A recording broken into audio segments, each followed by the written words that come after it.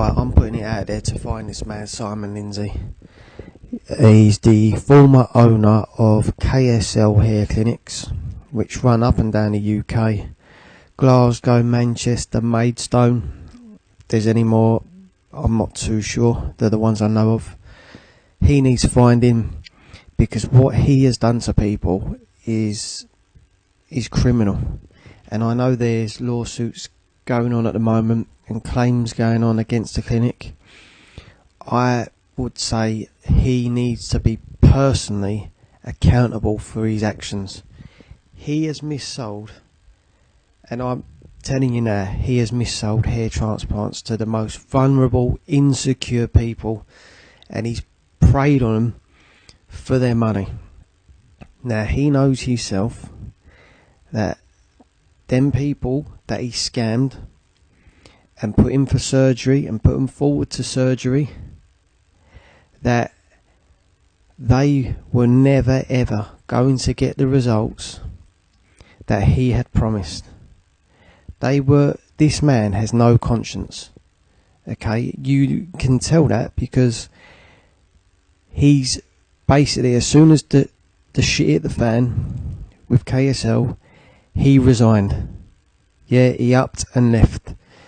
And the only reason he's done that, in my eyes, is so he can't be held accountable for any claims anyone brings against the clinic, because he will have no involvement with that clinic no more.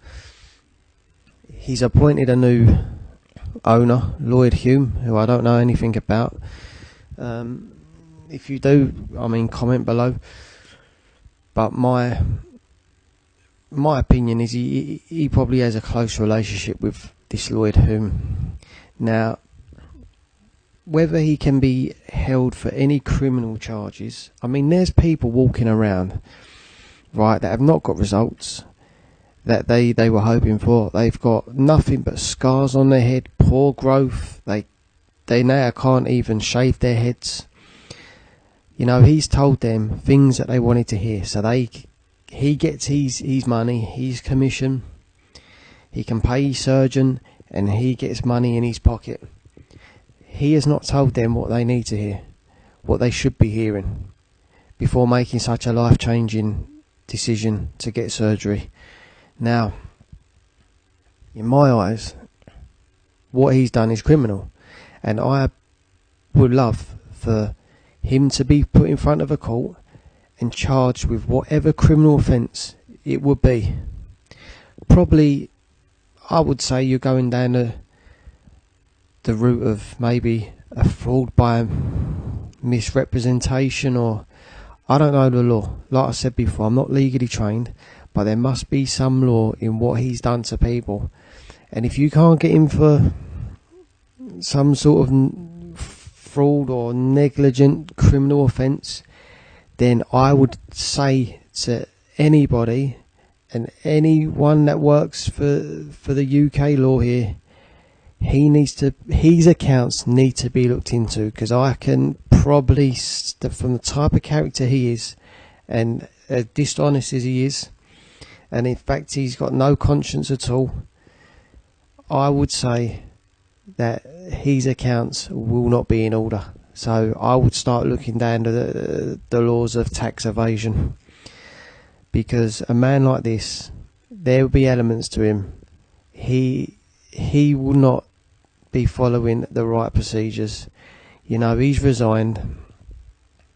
He probably still has an interest in the company, but he needs to be found, and he needs to be put in front of a court, whether it be civil or criminal, and he needs to answer himself, because I'm seeing online that there is more than one victim to this, and that's what they are, Simon. If you're watching this, these people are victims. These are people that were so insecure about themselves and the way they looked that they didn't leave the house. They didn't leave the house, and if they did, they'd be wearing a hat or, you know, covering up the best they could, because they felt insecure about their hair loss.